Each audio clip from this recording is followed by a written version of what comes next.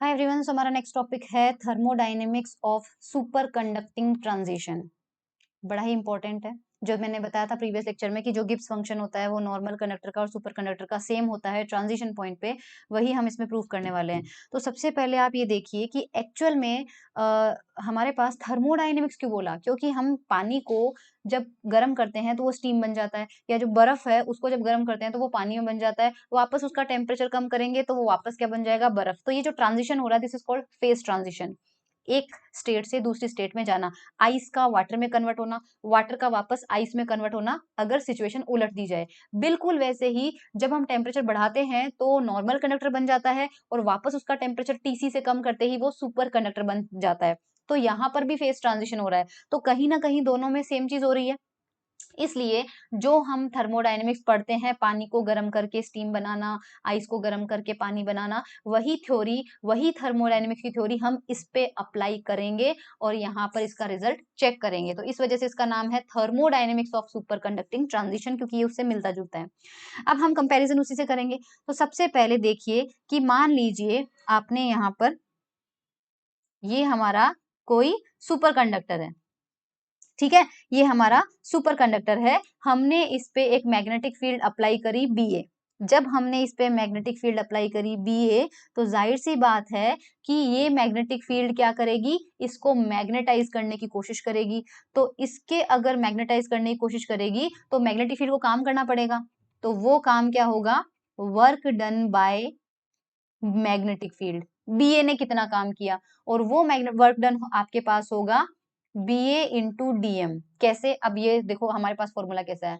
अगर आपने कोई सिस्टम लिया है, जब आप इसके ऊपर प्रेशर अप्लाई करते हो तो क्या चेंज होता है, इसका वॉल्यूम चेंज होता है। और प्रेशर अप्लाई करने से जब वॉल्यूम चेंज होता है तो वर्क डन का फॉर्मूला आप क्या लिखते हो, पीडीवी।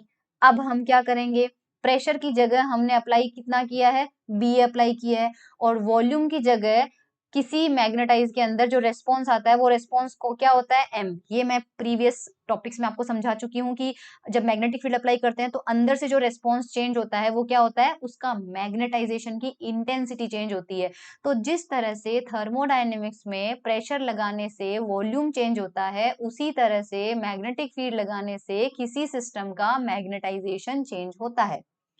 जब प्रेशर लगाने से वॉल्यूम चेंज होता है तो वर्क डन का फॉर्मूला लिखते हो पीडीवी। तो बीए लगाने से अगर एम चेंज हो रहा है तो वर्क डन का फॉर्मूला क्या होना चाहिए, बीए इंटू डीएम।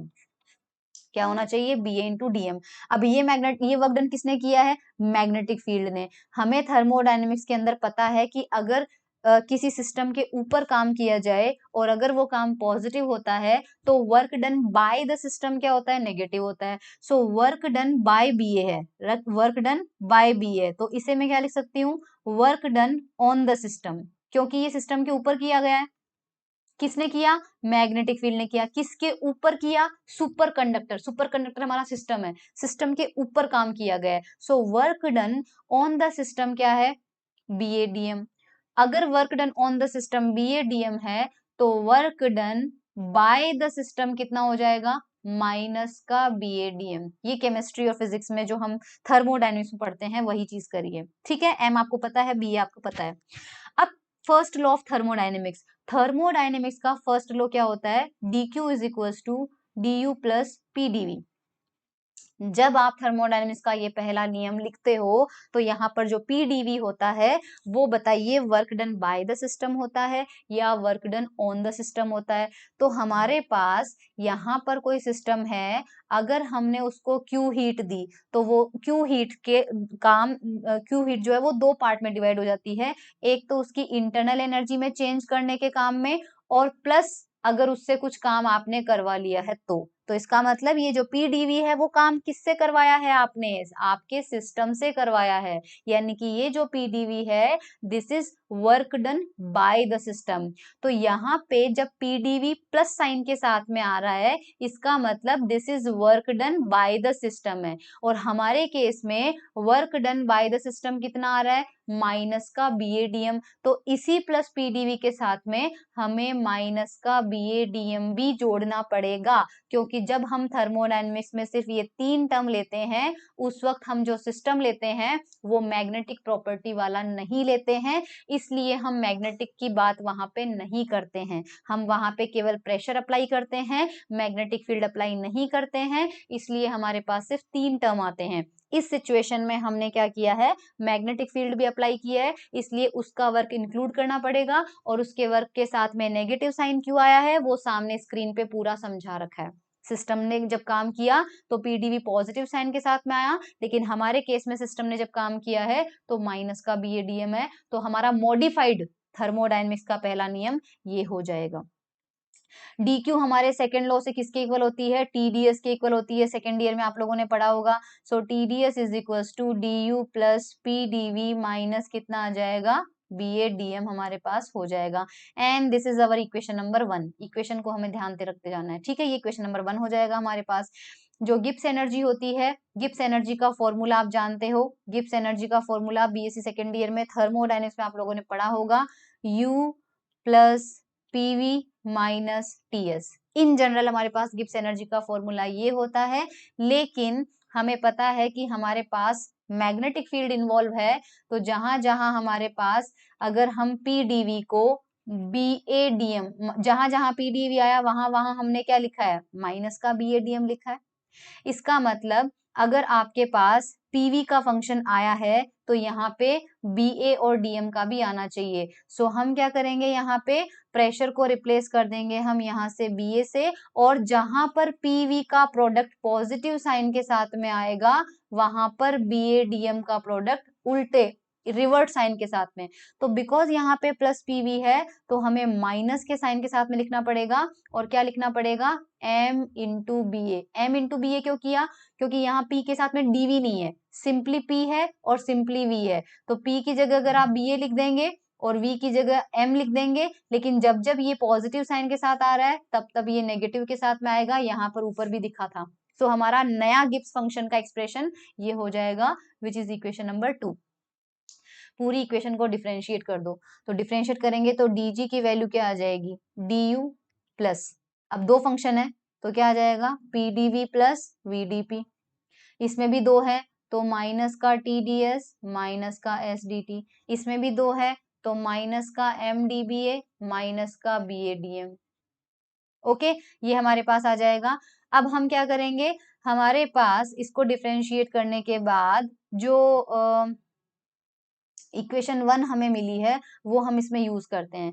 इक्वेशन 1 में क्या था, du plus PDV minus BDM को लो एक बार, du plus PDV minus BDM, ये तीनों टर्म मिलके क्या बनेगा आपका, टीडीएस बनेगा। तो इन तीनों को मिला के मैं लिख देती हूँ टीडीएस, और बचे हुए टर्म को लिख देती हूँ मैं प्लस का वीडीपी माइनस का टीडीएस माइनस का एसडीटी माइनस का एमडीबीए। तो टीडीएस से टीडीएस कैंसिल आउट हो जाएगा, हमें क्या मिल रहा है, वीडीपी माइनस एसडीटी माइनस एमडीबीए। ठीक है, हमारे पास यहाँ पर सिचुएशन क्या हो रही है कि एक्चुअल में ये प्रेशर चेंज करने से या वॉल्यूम चेंज करने से जो चेंजेस फील होते हैं वो नॉर्मल जो सिस्टम होते हैं थर्मोडायनेमिक्स में उसमें हम गैसेस लेते हैं, क्योंकि गैस में क्या होता है कि प्रेशर चेंज करने से उसका वॉल्यूम अच्छा खासा चेंज होता है। लेकिन अगर हम सब्सटेंस सॉलिड ले लें, सॉलिड फॉर्म में ले लें, तो सॉलिड के ऊपर आप कितना ही प्रेशर चेंज करो उसका वॉल्यूम चेंज नहीं होगा, या आप कितना ही उसका वॉल्यूम चेंज करो प्रेशर चेंज नहीं होगा। तो हमारे पास बिकॉज हम सॉलिड सब्सटेंस ले रहे हैं और हमारा नॉर्मल कंडक्टर भी सॉलिड है, और जब वो सुपर कंडक्टर बन जाएगा तब भी वो सॉलिड ही रहेगा। तो क्योंकि सॉलिड से सॉलिड ही मिला है, जबकि हमारे पास आइस से जब वाटर में जा रहा था तो टेम्परेचर चेंज करने से क्या हो रहा था, उसका सॉलिड से लिक्विड में जाना हो रहा था, तो वहां अच्छा खासा वॉल्यूम में क्या हो रहा था, चेंज हो रहा था। और अगर गैस भी लोगे तो प्रेशर में चेंज। जब हम सॉलिड की बात करते हैं तो जो प्रेशर चेंज होता है उसे हम कंसीडर नहीं करते हैं, क्योंकि प्रेशर चेंज करने से ना तो वॉल्यूम चेंज होगा ना ही उसका वॉल्यूम चेंज करने से प्रेशर। तो इसलिए जो वीडीपी है इसका रोल जो है वो हम यहाँ पे अवॉइड कर देंगे। उसका सिर्फ एक कारण है कि हमारा सिस्टम जो है वो गैसियस नहीं है, हम सॉलिड फॉर्म में ले रहे हैं। तो सारे सुपर कंडक्टर जो होते हैं वो सब सॉलिड स्टेट होते हैं, इसलिए प्रेशर में चेंज हम वहां पे नहीं करते हैं। आई होप दैट इज क्लियर। इसके अलावा ये तो जीरो हो जाएगा। नाउ ये जो हम ट्रांजिशन पे बात करेंगे, हम सिर्फ फेस ट्रांजिशन कर रहे हैं, तो बिकॉज जो ट्रांजिशन हमारा हो रहा है, ट्रांजिशन हमारा हो रहा है, it is at t equal to TC, और टीसी आपके पास क्या रहता है, कांस्टेंट रहता है। एक पर्टिकुलर टेम्परेचर पे ट्रांजिशन देखने को मिलेगा, तो बिकॉज आपका टेम्परेचर कांस्टेंट कर दिया तो dt क्या हो जाएगा, जीरो। अगर आपने टेम्परेचर ही कांस्टेंट कर दिया है, क्योंकि सिर्फ आप ट्रांजिशन पॉइंट पर बिहेवियर देखना चाहते हो, और ट्रांजिशन पॉइंट आपका एक पर्टिकुलर वैल्यू है टेम्परेचर की जो कि कांस्टेंट है, तो ये भी आपका जीरो। तो आपका जो dg है, अब उसमें इतने सारे टर्म में से सिर्फ एक टर्म बच गया, mdba। नाउ माइजनर इफेक्ट से हम जानते हैं, फ्रॉम माइजनर इफेक्ट, अच्छा मेरी इक्वेशन जो है वो लास्ट कौन सी गई है अभी तक, मुझे इक्वेशन डालनी, इक्वेशन नंबर 2 हो गया हमारे पास। इक्वेशन नंबर 3 जो है वो ये रहा, दिस इज इक्वेशन नंबर 3, और इक्वेशन नंबर जो 4 है वो सपोज कर लीजिए आपके पास ये है। सो नाउ डीजी हमारे पास आ चुका है। Okay, now from Meissner effect आप जानते हैं, माइजनर इफेक्ट में हमने देखा था B A plus mu naught M is equal to zero मिला था हमें, राइट। तो यहाँ से m की जो वैल्यू है वो कितनी आ जाएगी, minus B A upon mu not आ जाएगा। तो हमारे पास dg की वैल्यू क्या हो जाएगी, dg की वैल्यू में ये जो m है, उस m की जगह आप क्या रख सकते हैं, माइनस का B A upon mu not, एक माइनस ऑलरेडी है तो प्लस का आ जाएगा। So B A upon mu not into D B A. अब हम क्या करेंगे, दोनों साइड में क्या करेंगे, इंटीग्रेशन करेंगे। अब इंटीग्रेशन की लिमिट कहां से कहां तक जाएगी, तो सपोज जब हमारी मैग्नेटिक फील्ड की वैल्यू, क्योंकि ये अप्लाइड मैग्नेटिक फील्ड की वैल्यू है, बीए के रेस्पेक्ट में इंटीग्रेशन हो रहा है, तो हमें बीए की वैल्यू डालनी पड़ेगी। तो मान लीजिए जब हमारी वैल्यू मैग्नेटिक फील्ड की अप्लाइड वैल्यू जीरो थी, तो हम जानते हैं कि जब अप्लाइड वैल्यू हमने जीरो रखी है, तो डेफिनेटली उस टाइम पे शुरुआत हमने कहां से करी थी, सुपर कंडक्टर से, क्योंकि जो माइजनर इफेक्ट आप ले रहे हो वो माइजनर इफेक्ट किसका होता है, सुपर कंडक्टर का ही होता है, नॉर्मल का तो होता नहीं है। तो शुरुआत में आपका सुपर कंडक्टर था और आपने इस पे बीए की वैल्यू जीरो डाल रखी थी, तो जब आपने इसमें अप्लाइड फील्ड ही नहीं लगा रखी है, तो डेफिनेटली हम 100% श्योर हैं कि ये सुपर कंडक्टर है। और अगर ये सुपर कंडक्टर है तो इसका मतलब इस पे जो गिब्स एनर्जी है वो हमारे पास क्या रहेगी, हम उसे जी एस से लिखेंगे। जी एस का मतलब होगा Gibbs energy for super conductor, ठीक है। और उसके बाद हमने अप्लाइड वैल्यू कितनी कर दी, बीए कर दी। तो जब आपने अप्लाइड की वैल्यू, ये जीएस क्या कहाँ रहेगा, जब जीरो मैग्नेटिक फील्ड है, फिर हमने अप्लाइड मैग्नेटिक फील्ड कितनी कर दी, बीए कर दी। उस वक्त इसकी गिब्स एनर्जी मान लीजिए चेंज होके कितनी हो गई, अभी भी ये सुपर कंडक्टर ही है। क्यों, क्योंकि हमने बीए वैल्यू करी है, बीसी नहीं करी है। अगर हम बीसी कर देते तो ये नॉर्मल कंडक्टर बन जाता। तो हमारे पास जीएस की वैल्यू अब क्या हो गई, बीए। इसका मतलब जब ये जीरो मैग्नेटिक फील्ड है, तब मान लीजिए गिब्स एनर्जी की वैल्यू कितनी है, जीएस जीरो, और जब हमने बीए कर दी तब एनर्जी हो गई, सॉरी गिब्स एनर्जी हो गई जीएस की value when magnetic field is BA. तो डीजी का इंटीग्रेशन जी होगा, लिमिट पुट करेंगे तो GS BA minus GS zero is equals to 1/μ0 common आ जाएगा, और B A D X D X का इंटीग्रेशन एक्स स्क्वायर बाय 2 होता है, तो यहाँ हो जाएगा B A square by 2, limit put करेंगे तो भी क्या मिलेगा, B A square upon 2। So ये हमारे पास आ गया इक्वेशन नंबर 5। ओके, सो अब ध्यान रखना यहाँ पर जीएस जीरो क्या है, ये गिब्स एनर्जी है सब्सटेंस की सुपर कंडक्टिंग स्टेट में in absence of magnetic field. So this is Gibbs energy, ये लिखना है, of super conductor in absence of external magnetic field. External magnetic field की एब्सेंस में सुपर कंडक्टर की Gibbs energy आपके पास है। ओके, नाउ अब हम ट्रांजिशन की बात करते हैं। At the transition point, at the transition, transition point पे क्या होगा, जब आपके ट्रांजिशन पॉइंट कब आएगा, जब बी ए की वैल्यू किसके बराबर हो जाएगी, बीसी के बराबर हो जाएगी। तो इक्वेशन 5 को कैसे लिख सकते हो आप, इक्वेशन 5 में अप्लाइड की वैल्यू बीसी आ जाएगी, तो यहां पर आ जाएगा GS BC minus GS zero is equals to BC square upon 2μ0। This is equation number 6। Okay, ये है। मोस्टली जो सुपर कंडक्टर होते हैं वो क्या होते हैं, अब वहां पर एक चीज ध्यान रखना, मोस्टली जो सुपर कंडक्टर होते हैं उनका नेचर पैरामैग्नेट जैसा होता है।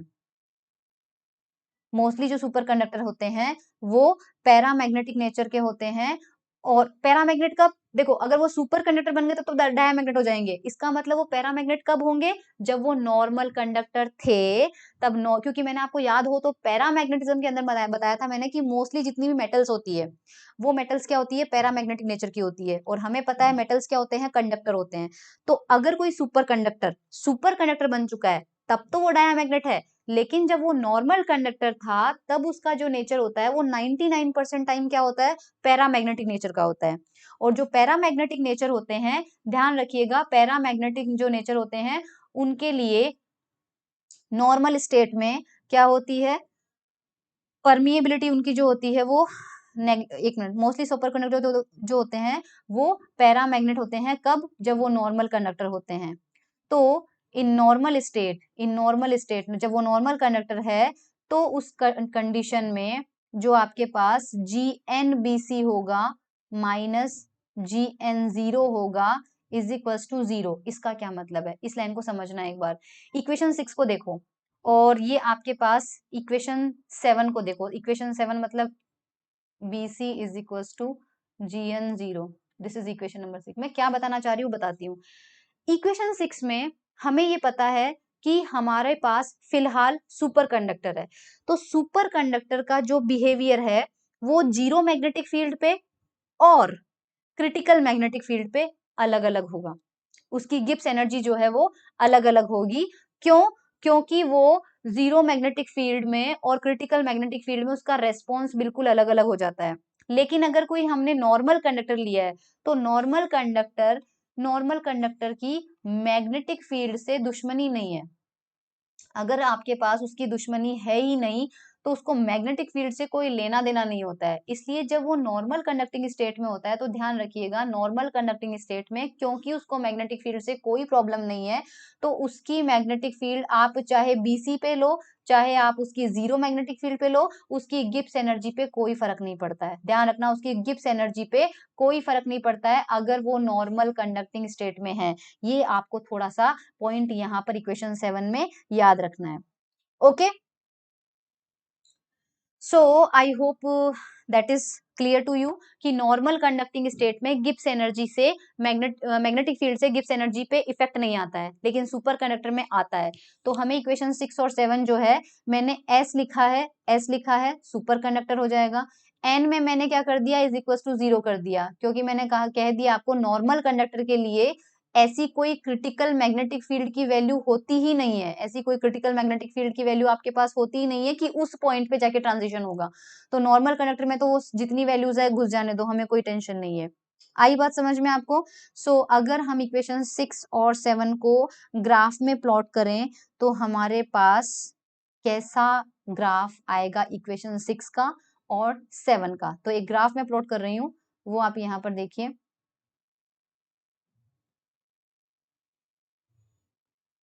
एक आपको स्ट्रेट लाइन मिल रही है और एक आपके पास पैराबोला मिल रहा है वन साइड में। अब बहुत इंपॉर्टेंट है इस ग्राफ को समझना, ध्यान रखिएगा। इधर हमने लगाई है BA, ये अप्लाइड फील्ड है, और इधर हमें गिब्स एनर्जी मिलेगी as a function of BA, जिसमें यहाँ पर जो वैल्यू होगी। अब ये स्ट्रेट लाइन किसकी है, ये स्ट्रेट लाइन ध्यान रखना, this is the graph for normal state, और ये जो ग्राफ है वो है सुपर कंडक्टिंग स्टेट का। अगर ये नॉर्मल स्टेट है यानी ये ग्राफ किसका है, इक्वेशन नंबर 7 का। तो इक्वेशन नंबर 7 में आप देखिए हमें मैग्नेटिक फील्ड की दो वैल्यूज लेनी है। एक मैग्नेटिक फील्ड जब 0 हो जो कि यहाँ पे है, फिर एक मैग्नेटिक फील्ड की वैल्यू हमें BC लेनी है। तो वो BC देखो यहाँ पर बनाते हैं, suppose this is the value जो कि BC है और ये 0 पे है। हमें ये कहा गया है यहाँ पे कि जो अगर वो नॉर्मल कंडक्टर है तो उसकी जो Gibbs energy zero magnetic field पे होगी वही BC पर होनी चाहिए। तो ये तभी पॉसिबल है कि ये पॉइंट है BC, राइट। तो यहाँ पर सपोज आपके पास हो जाएगा GNBC, करेक्ट। और यहाँ पर 0 पॉइंट पे हमारे पास वैल्यू कितनी है, GN0, और ये जो GN0 है GNBC के इक्वल होनी चाहिए। तो GNBC आपके पास कहाँ पे आ रही है, ये पॉइंट पे आ रही है, ओके राइट। यानी कि ये जो वैल्यू है ये आपके पास कितनी है, GNBC। तो ये किसके इक्वल होनी चाहिए, GN0। इसलिए ग्राफ स्ट्रेट लाइन है कि यही वैल्यू आपके पास GN0, राइट, क्योंकि इसका मतलब वर्टिकल लाइन जो है वो गिब्स एनर्जी की वैल्यू बताएगा ना, वर्टिकल लाइन। सो वर्टिकल लाइन चाहे आप बी की वैल्यू 0 लो, चाहे बी की वैल्यू 0 लो, सॉरी बीसी लो, इसका मतलब ये है कि ये बी की वैल्यू 0 है और ये बीसी है। कोई वाई एक्सिस पे आप प्लॉट कर रहे हो तो वाई की वैल्यू जो यहाँ मिलनी है वही यहाँ मिलनी है। तो ये तभी पॉसिबल है जब ग्राफ कैसा हो, स्ट्रेट लाइन हो। तो ये जो स्ट्रेट लाइन है वो इक्वेशन 7 का कर्व है। जबकि अब इक्वेशन 6 को देखो, इक्वेशन 6 में आपके पास कैसा आ रहा है, मैग्नेटिक फील्ड के स्क्वायर के, यानी ये जो डिफरेंस है y में, जो डिफरेंस है that is proportional to BC square. और बीसी क्या है, एक्स एक्सिस पे जो मैग्नेटिक फील्ड हमने लगाई है उसके, तो y proportional to x square है, इसलिए ग्राफ कैसा बन रहा है, पैराबोला। पैराबोला क्या होता है, ये होता है, लेकिन हम नेगेटिव कंसीडर नहीं कर रहे हैं क्योंकि मैग्नेटिक फील्ड की नेगेटिव वैल्यू नहीं है, सिर्फ पॉजिटिव ले रहे हैं, तो केवल ऊपर इधर राइट साइड वाला ग्राफ बनाया है सिर्फ। तो राइट साइड वाला ग्राफ मैंने बना दिया। अब राइट साइड वाले ग्राफ में आपको क्या पता चल रहा है कि जो बीसी पे है, इसमें हमारे पास क्या हो रहा है कि जब ग्राफ प्लॉट करते हैं तो इस पॉइंट पे ये दोनों इंटरसेक्ट करते हैं, दोनों ग्राफ इंटरसेक्ट कर रहे हैं। इसका मतलब यहाँ पर सुपर कंडक्टिंग स्टेट में हमें वैल्यू क्या मिलेगी, तो जब बी की वैल्यू बीसी के इक्वल है, जब बी की वैल्यू बीसी के इक्वल है, उस वक्त आपको ये वैल्यू कितनी मिल रही है, उस वक्त आपके पास यहाँ पर ये जो पॉइंट है, इस पॉइंट पर इसका मतलब सुपर कंडक्टर की गिब्स एनर्जी और नॉर्मल कंडक्टर की गिब्स एनर्जी क्या हो रही है, बराबर हो रही है। और वो किस पॉइंट पर हो रही है, बीसी पॉइंट पर बराबर हो रही है। तो ये इनका इंटरसेक्शन पॉइंट यहाँ पे हो चुका है। So I hope that is clear to you. ठीक है, नाउ सिस्टम जब इक्विलिब्रियम में है तो हम एक चीज और कह सकते हैं, इसका मतलब ये जो पॉइंट ऑफ इंटरसेक्शन है इसको थ्योरी में कैसे लिखेंगे, ये जो पॉइंट ऑफ इंटरसेक्शन आपको मिला है इसको थ्योरी में कैसे लिखेंगे, इसका मतलब जब मैग्नेटिक फील्ड की वैल्यू बीसी के इक्वल आ रही है, बीसी पॉइंट पर हमारा गिब्स एनर्जी नॉर्मल का और सुपर कंडक्टर का सेम आ रहा है, तो आप इसे क्या लिख सकते हो, आप इसे लिख सकते हो GN when magnetic field is equal to BC, और GS when magnetic field is equal to BC. दोनों बराबर होने चाहिए क्योंकि जो दोनों के कर्व हैं वो उस पॉइंट पे इंटरसेक्ट कर रहे हैं, और वो इंटरसेक्शन कहाँ होता है, बीसी पे होता है। तो बीसी पे दोनों को हमने क्या कर दिया, इक्वेट कर दिया। Okay, so now this is equation number suppose करो 8 है।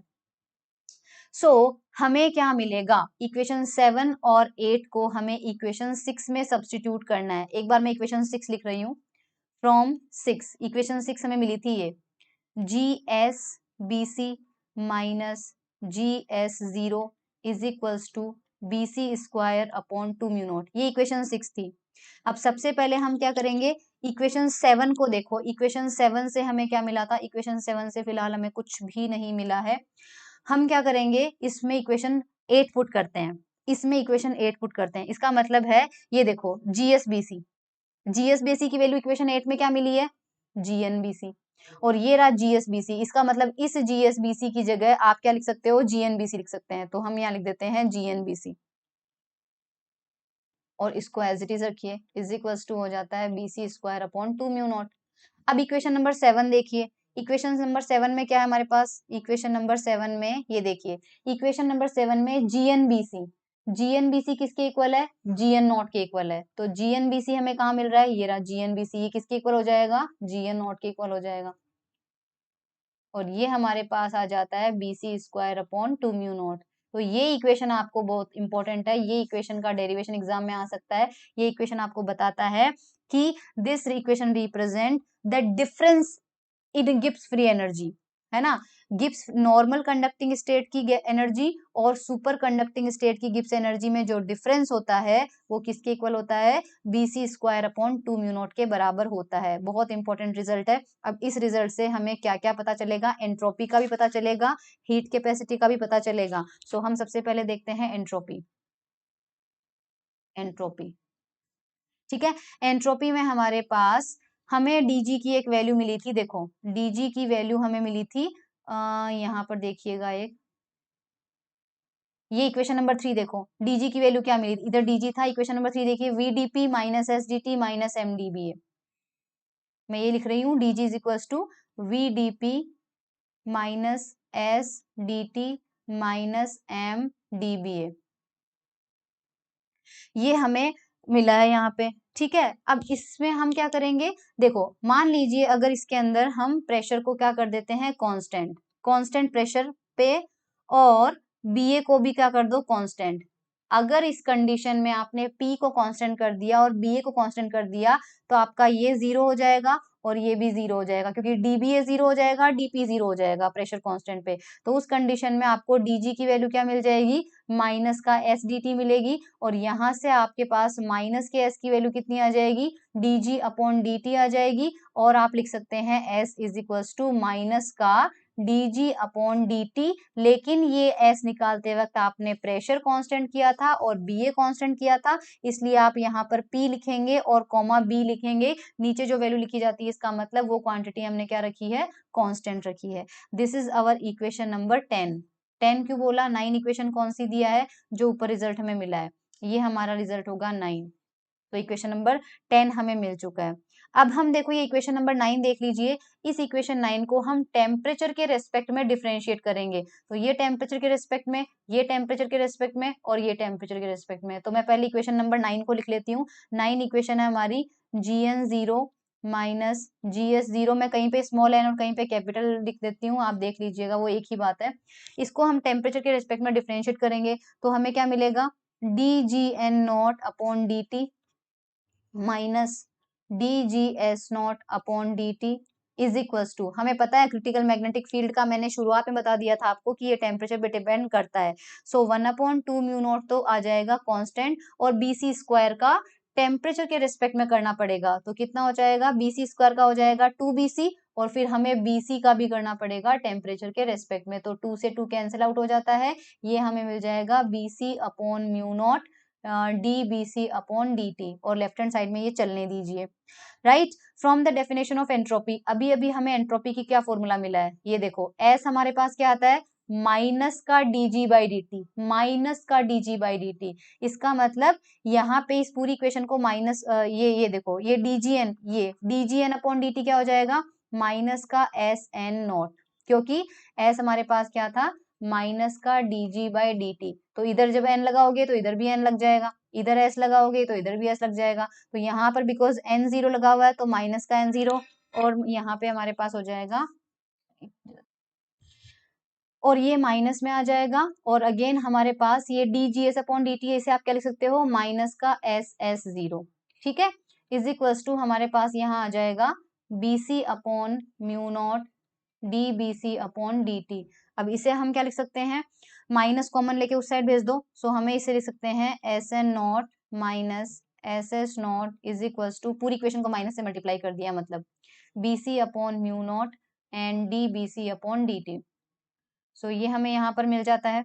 अब हमें क्या करना है, dbc बाई dt की वैल्यू निकालनी है। Suppose this is equation number 11, इसके अंदर पुट करने के लिए हमें ये बात पता है कि जो bc का एक्सप्रेशन था वो मैंने इस चैप्टर के स्टार्टिंग में बता दिया था, bc का हमारे पास टेम्परेचर की डिपेंडेंस होती है, ये हमारे पास bc की वैल्यू ये होती है, तो हमें dbc बाई dt कितना मिलेगा, dbc अपॉन dt कितना मिलेगा। सो ये तो आपके पास कांस्टेंट होता है, ये तो हमारे पास क्या होता है, कांस्टेंट रहेगा। सो bc नॉट तो कांस्टेंट रहेगा, 1 का डिफरेंशिएशन 0 हो जाएगा, माइनस का टेम्परेचर के रिस्पेक्ट में करना है तो टी स्क्वायर का कितना हो जाएगा 2t, और टीसी तो कांस्टेंट होता है तो उसका कांस्टेंट आ जाएगा।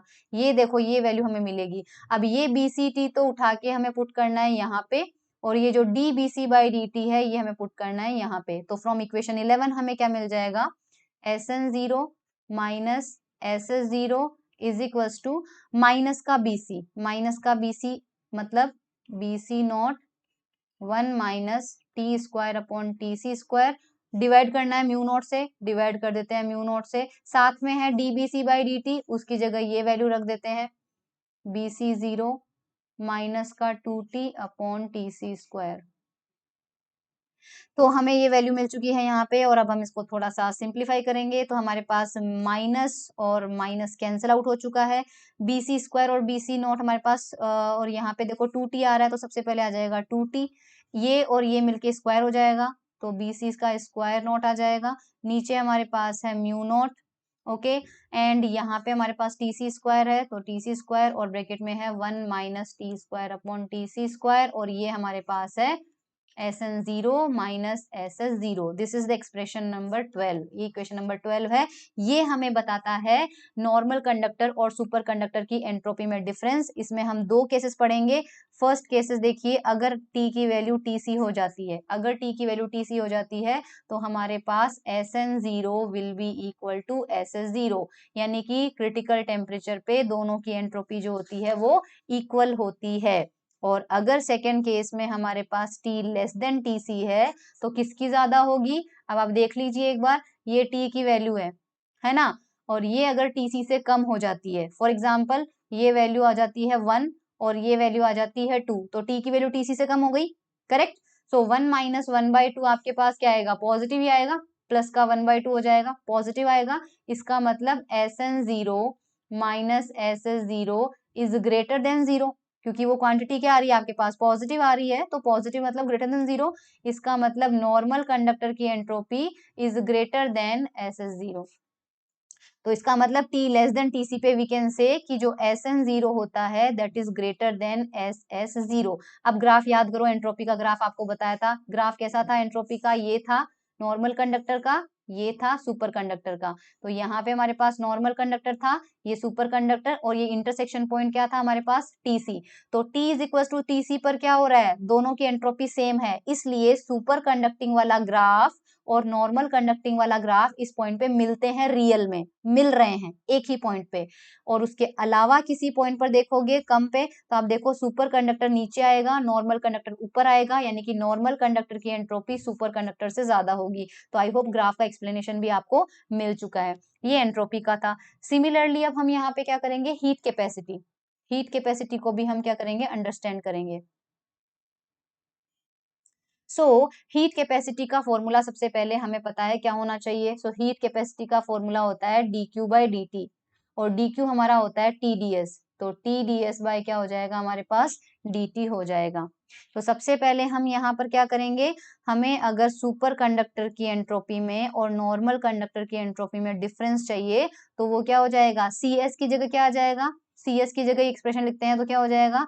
dSS/dt minus DSN/dt। यही फॉर्मूला लगाया मैंने, बस S की जगह N कर दिया। तो इसे आप क्या लिख सकते हो? T d/dt कॉमन आ जाएगा और ये हो जाएगा आपके पास SS माइनस SN, और वो हमें मिलेगा SS माइनस SN। क्या करेंगे? इक्वेशन नंबर 11 देखो, आप देख लेना, इक्वेशन नंबर 11 हमें मिली थी SN0 minus SS0 was equal to minus BC/μ0 dBc/dt। ये हमें इक्वेशन नंबर 11 मिली थी। तो SN माइनस SS डायरेक्टली ये जो फॉर्मूला है वो हम कहाँ पुट कर देते हैं? यहाँ पुट कर देते हैं। तो देखो हमें क्या मिल जाएगा? T d/dt, और ये मिल जाएगा माइनस का BC/μ0 dBc/dt। ओके, ये हमें मिल जाएगा। सो माइनस साइन तो हम क्या करेंगे? बाहर ले लेंगे, बाहर। आई होप हमें नेगेटिव साइन उसमें मिला था, SS माइनस N। अच्छा, उल्टा करना पड़ेगा, सो सॉरी, हमें माइनस नहीं लेना है, क्योंकि यहाँ पे क्या मिला है हमें? SS माइनस SN, जबकि यहाँ क्या था? SN minus SS। तो ये माइनस साइन हटा दो, कॉमन ले लेंगे तो ये प्लस ही हो जाएगा। सो कोई टेंशन वाली बात नहीं है, हमें यहाँ पर ये मिल चुका है। तो T/μ0, म्यू नोट कॉन्स्टेंट है तो बाहर ले लो, और d/dt, d/dt BC dBc/dt। दो फंक्शन है, एक BC है एक dBc है, तो एक एक करके डिफरेंशिएट करना पड़ेगा। तो T/μ0 आ जाएगा। अब देखिए, सबसे पहले हम BC का डिफरेंशिएशन करते हैं, उस वक्त सेकेंड टर्म को कांस्टेंट करेंगे। तो dBc/dt, और उस वक्त second term constant plus first term constant, second term का कर दो, सेकेंड टर्म ऑलरेडी एक बार डिफरेंशिएशन है और एक बार और करना है, तो d2BC/dt² आ जाएगा। यहाँ पे हमें मिल जाएगा T/μ0, ये हमारे पास आ जाएगा BC d2BC/dt² प्लस, और ये आ जाएगा dBc/dt का होल स्क्वायर। अब हमें हमारे पास एक्सप्रेशन पता है, BC का हमें पता है कितना था? BC हमारे पास था BC0 1 माइनस T²/TC²। तो ये BC तो हम पुट कर देंगे यहाँ पे, और dBc/dt भी हम प्रीवियस ऊपर थोड़ा सा निकाल चुके हैं, आप देख लेना, dBc/dt हमने ऊपर निकाला था, वो हमें मिला था माइनस का 2t/TC² BC0। और यहीं से अब हम क्या करेंगे, d2BC/dt² निकालेंगे, एक बार और डिफरेंशिएशन करेंगे। तो एक बार और डिफरेंशिएशन किसका करोगे, किसके रेस्पेक्ट में हो रहा है, t² में, तो ये तो कांस्टेंट रहेगा और ये आपके पास कांस्टेंट रहेगा, है ना। और -2t का डिफरेंशिएशन कितना हो जाएगा, t का कितना हो जाएगा, 1 हो जाएगा, बाकी सब कांस्टेंट है, तो माइनस का 2BC0/TC², ये हमें मिलेगा यहाँ पे, d2BC/dt² हमें ये मिल जाएगा, करेक्ट। सो हम यहाँ पर वैल्यूज पुट करते हैं। सो हमें ये जो एक्सप्रेशन है वो क्या मिलेगा, t/μ0 हमारे पास एज इट इज आएगा। ओके, आई होप हमें dBc/dt की वैल्यू नेगेटिव में मिली थी, ठीक है, नेगेटिव में है। सबसे पहले BC रखो, BC का मतलब BC0 1 माइनस t²/TC²। उसके बाद देखो d2BC/dt² जो कि ये मिल रहा है हमें, यहाँ पे मिल रहा है, सो माइनस का 2BC0/TC² प्लस इसका स्क्वायर करना है, इसका स्क्वायर मतलब इस टर्म का स्क्वायर, तो माइनस माइनस तो प्लस हो जाएगा स्क्वायर में, तो 4t² BC²0/TC⁴, ये इसका स्क्वायर हमारे पास आ चुका है। सो हमारे पास ये चीजें हो चुकी है। अब हमें इसमें क्या करना पड़ेगा, अब हमें इसमें करना पड़ेगा t/μ0, और हमें क्या करना पड़ेगा, पहले इन दोनों को मल्टीप्लाई कर लेते हैं, है ना।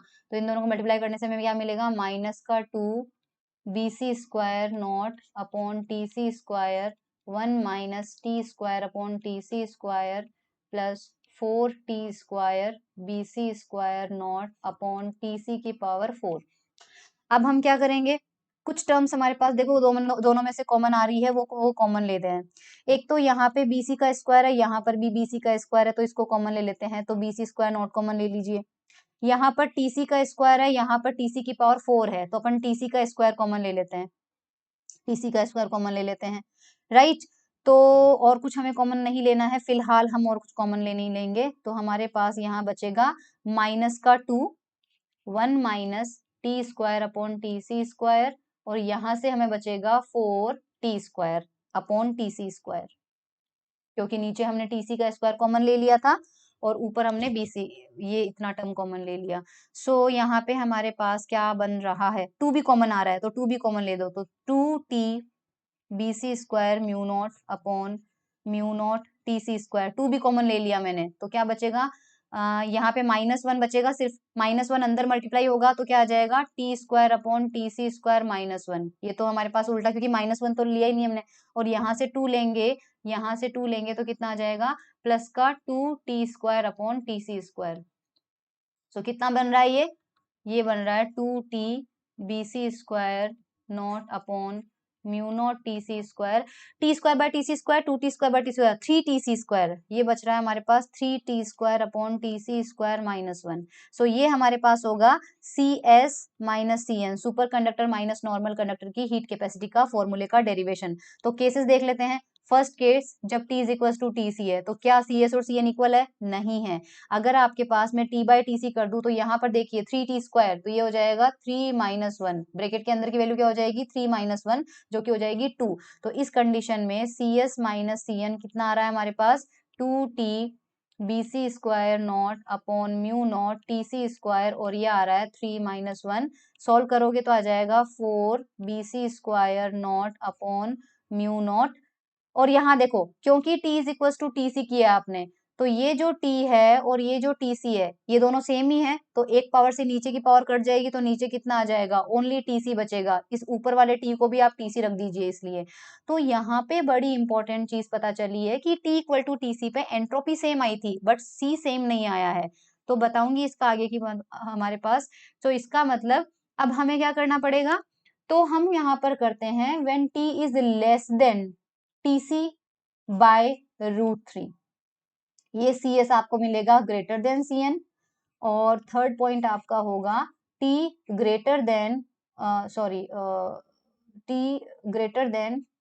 TC/√3, इस पे आपका मिलेगा CS लेस देन CN। ये चीज थोड़ी सी समझनी पड़ेगी आपको।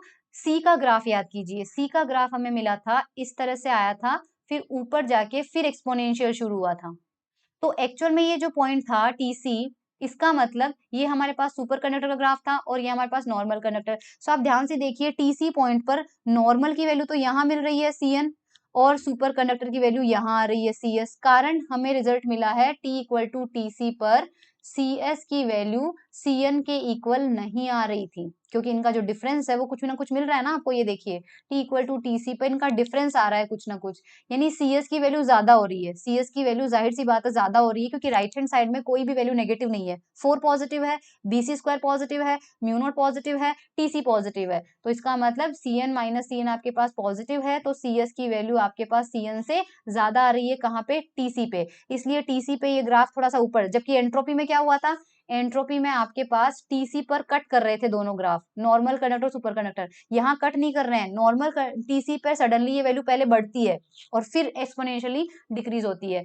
तो ये जो √3 वाला जो चीज है, ये √3 वाला चीज आप ब्रैकेट से कर लीजिएगा यहाँ से। ये देखो, इसमें हम क्या कर रहे हैं, इसमें जो ब्रैकेट की क्वांटिटी है, ये वाला चीज छोड़ दो एक बार, है ना। Cs माइनस Cn को मैं बता देती हूँ आपको, सिर्फ ब्रैकेट वाली चीज याद रखिए। इसका मतलब Cs माइनस Cn आपके पास प्रोपोर्शनल टू आ रहा है 3t square upon TC square minus 1।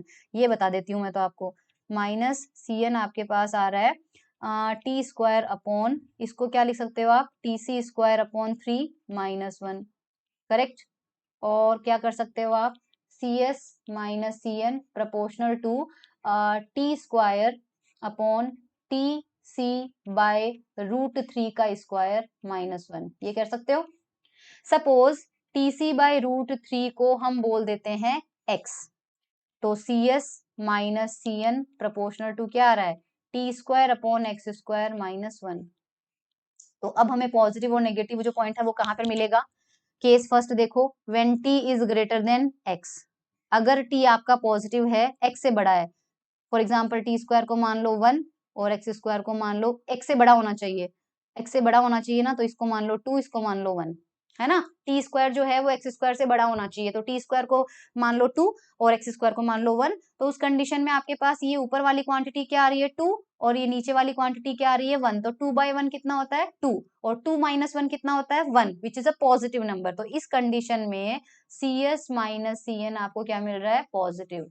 तो इस कंडीशन में जो Cs है उसकी वैल्यू क्या आ जाएगी आपके पास, Cn से बड़ी आ जाएगी। और x आपका क्या था, TC बाय √3। तो t जब आपके पास TC बाय √3 से बड़ा होगा, तो Cs की वैल्यू आपके पास क्या आ जाएगी, Cn से बड़ी आ जाएगी। और सेकेंड केस में आपके पास t लेस देन x हो जाएगा। t लेस देन x के अंदर क्या हो जाएगा, उल्टा मिल जाएगा बस। t आपके पास लेस देन x हो जाएगा तो इसका बिल्कुल उल्टा आ जाएगा, यानी कि जब t less than TC by √3 है तो आपके पास Cs लेस देन Cn आ जाएगा। सो ये थोड़ा सा आप देख लीजिएगा।